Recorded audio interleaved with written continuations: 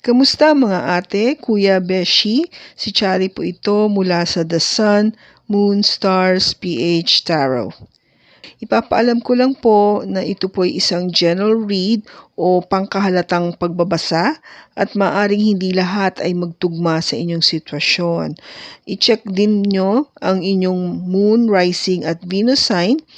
Baka doon mas tumugma ang read para sa inyo. At kung ang mensahe ay tama sa inyo, paki-like lang po at mag-subscribe kung hindi pa ninyo ito ginagawa. Okay, mag-umpisa na po tayo. Hello po mga ate, kuya, beshies. Kamusta na po kayo? Dito ulit ako si Chari para gumawa ng another reading. And this is for the sign of Libra, Sun, Moon, Rising, and Venus. And of course, welcome po yung mga cross-watchers natin ni Libra at ang mga bago po nating viewers. Ngayon, tignan po natin kung ano yung message na mapipick up natin para sa iyo, Libra. And then, mamaya, titignan ko rin yung message para sa person mo. We have the Four of Cups, the Chariot, the Strength,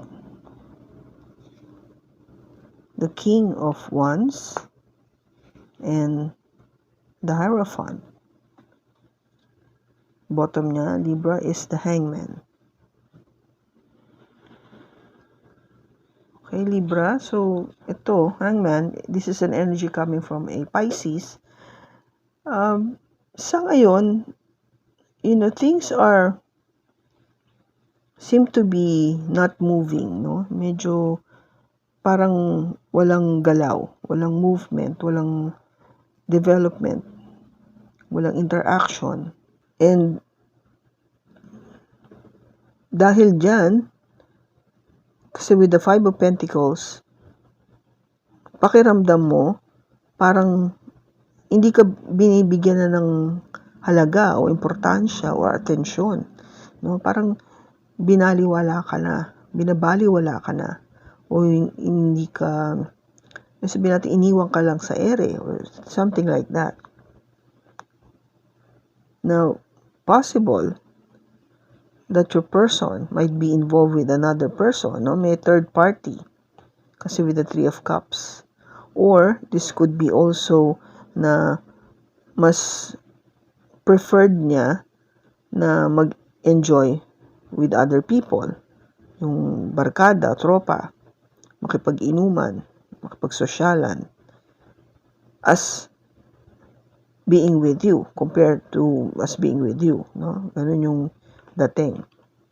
Kaya kung gaba yung attention niya, nahati at mas nabibigyan niya ng tuon o yung time doon sa ibang bagay o yung sa kabila, at definitely hindi sa'yo.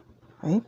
Kaya with the Four of Cups, parang nag-iisip ka tuloy, no? You are so much concentrated to what's happening now na o nangyayari ng mga previous na relationship na pinagdaanan mo. Meron kasing bagong offer of love na dumadating o dadating sa'yo, Libra. But the thing is, dahil nga siguro sa na-experience mo rito, sa ngayon o sa nakaraan, hindi ka masyado interesado dito sa bagong pag-ibig na dadating. Though meron ka ng desisyon to move forward, kasi this Chariot is an energy coming from a Cancer, yung pa rin, nangangailangan pa rin ng iyong lakas o yung tapang ng loob para to move forward. Hindi kasi ganun kadali para sa'yo. At ang pangangailangan o yung kailangan mo is to have that energy na maging, alam mo yun, yung very dynamic, very creative, or being like fun, or sabihin natin na yung talagang may aksyon. No, you want something na merong mangyayari. Okay? Kasi, o yung merong, sabihin natin, mabilis na movement. Ayaw mo na nung mabagal. Hindi, yung kung gawin parang you don't want to wait. Gusto mo yung parang, come on, come on, come on. Ganun yung energy na pinapakita mo o yung hinahanap mo. More of a fire sign energy. Parang ganito, no? The strength card. Like a Leo. You might be dealing with a Leo. Or this could be also an Aries or a Sagittarius. But the thing is, iniisip mo kasi nga na kung makita mo tong tao na to, na somebody na talagang yung you feel na mas may bibigyan ka ng yung ganitong level of excitement, no, pagdating sa relationship. Ito yung tao na hinahanap mo na makasama na panghabang buhay. Kasi with the Hierophant, this is an energy coming from a Taurus. So ito yung iniisip mo, no? Yung if you're heading towards the future, yun yung type ng person na gusto mo. Somebody who has that fire energy sa kanya, no? Sabi ko nga either Aries, Leo, or Sagittarius, o pwedeng meron sila nito sa kanilang chart. Okay? So, tignan natin. Bakit andito yung Four of Cups?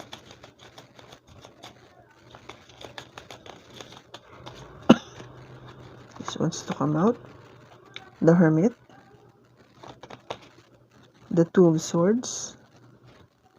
And the Prince of Swords. Bottom niya is the Nine of Cups. Okay, so itong bagong love, itong ino-offer sa'yo o dadating na bagong love sa'yo, Libra, would be your wish fulfillment. No, ito na yun. Ito na yung wish fulfillment mo kasi this person would love you very much. No? Mahal ka nito.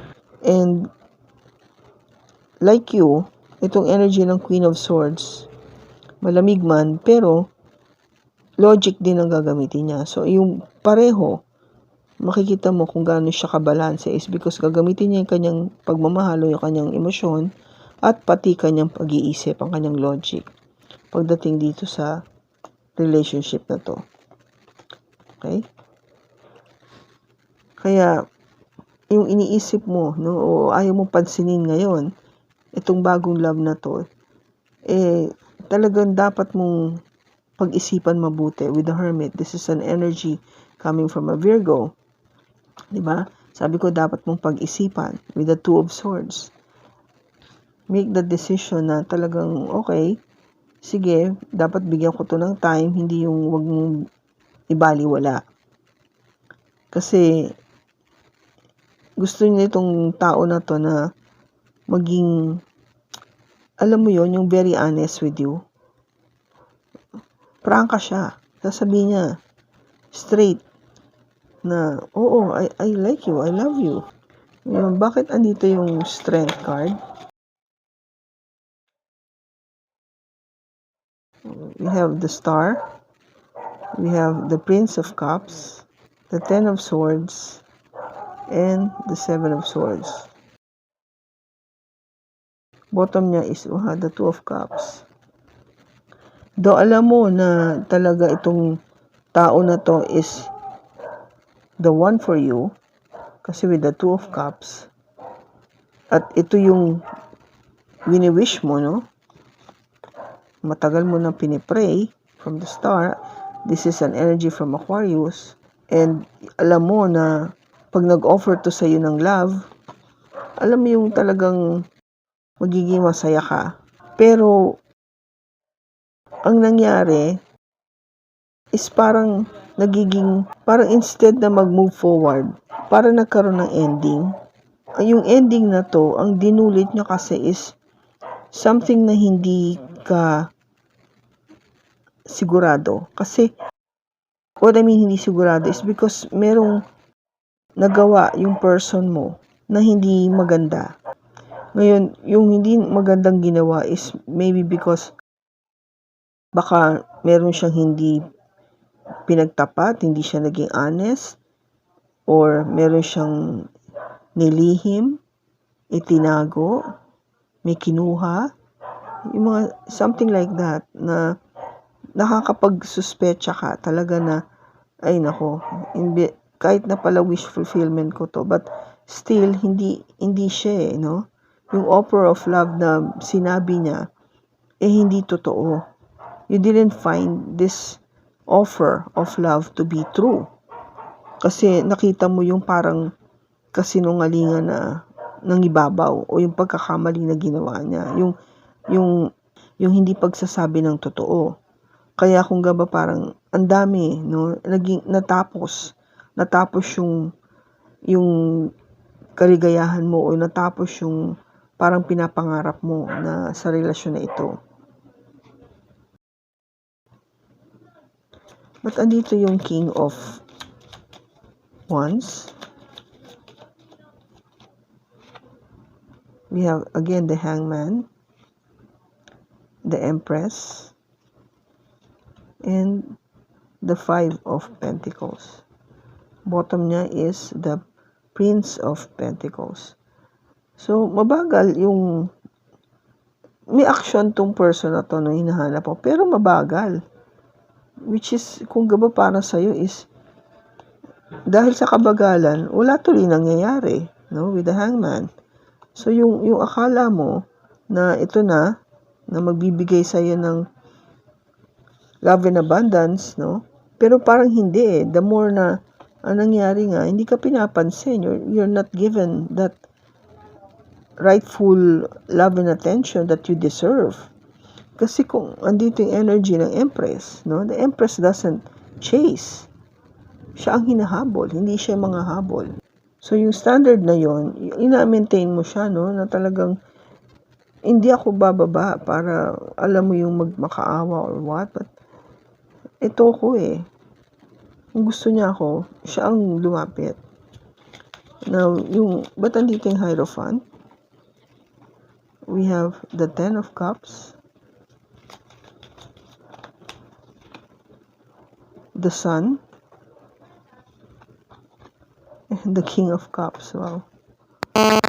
And the Two of Cups. Okay. Libra, talagang alam mo this person is the one. Kasi twice na lumabas tong Two of Cups na to. And you should, nakita mo na nag-shuffle ako. Now, itong Hierophant, no? Itong possible na, sabi ko, you might be dealing with a Taurus or ito yung energy with a Taurus. Ito kasi yung gusto mo na isang tradisyon na relationship, pumasok sa isang lehitimong marriage, no? Kasi ito yung magbibigay sa'yo ng kaligayahan. This will give you happiness. Happiness and success. Kasi this is out of love. Okay? Wala nang ibang rason kung hindi dahil mahal mo. Yun lang ang reason kung bakit you want to be with this person or you want to get yourself involved in a relationship that is very traditional, no? Very institutional. Kasi ito yung mindset mo, ito yung paniniwala mo. Itong pag ikaw ay nakapag-asawa, nakita mo yung tamang tao para sa'yo, ito na yung pinakamaligayang pangyayari sa buhay mo. Kaya, kung gawa wish fulfillment. And, ito nga, sabi ko nga, if you're dealing with a Leo, kasi dalawang Leo na yung card natin, you might be dealing with a Leo, or you might be dealing with a water sign, Cancer, Pisces, or Scorpio. Okay, so yun yung mga zodiac sign nakikita ko dito, Libra. And, tingnan natin doon sa person mo, kung ano yung message niya o ano na-feel niya ngayon towards you. We have the Eight of Wands, the Queen of Swords, the Fool, the Wheel of Fortune, and the Two of Pentacles. Bottom niya is the Nine of Pentacles. Okay, yung cross-watcher natin, yung person ni Libra. Ngayon, you're okay. You're doing fine. You're very much single. Maganda yung career. You have money. You can do anything you want. You're very independent. No? Okay ka lang. Talagang okay ka lang. Now, Judgment, this is an energy coming from a Sagittarius. But you are trying to make a decision, with Libra. Kasi, kahit na single ka ngayon and you enjoy yourself, alam mo, Libra is your Two of Cups. Pareho kayo, di ba? Ito yung Two of Cups ng person. Libra, ito yung Two of Cups mo. Kita mo yan? So, pareho kayo, no? You know na you meant to be. Kayong dalawa. You are meant to be. Kaya nga pinag-iisipan itong person mo. Kasi nga single siya, okay naman siya, enjoy siya. Alam mo yung kahit wala ka, okay pa rin siya. But your person knows na yung value mo sa buhay niya. Kasi based sa mga pag-uusap nyo, sa dami ng napag-usapan nyo na, and you're trying to find logic behind this, na talagang, oo, ito na nga siguro yung person ko para sa akin. And the way things are happening, you are willing to take that leap of faith. No, you want to take that risk with Libra. Kaya, kung gaba yung guhit ng palad o yung guhit ng tadhana na tinatawag natin ay talagang umiikot na ngayon, no? Things are changing or moving in your favor.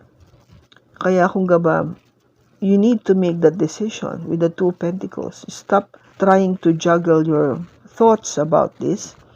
Kasi alam ko na, oo, you're doing fine, no?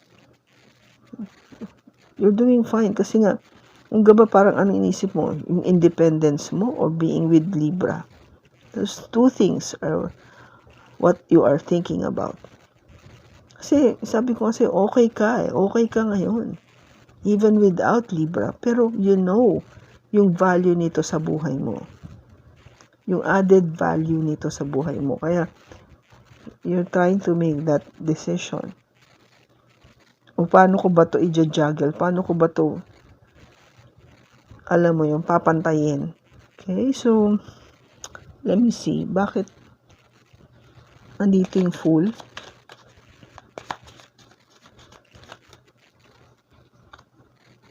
We have the Hermit,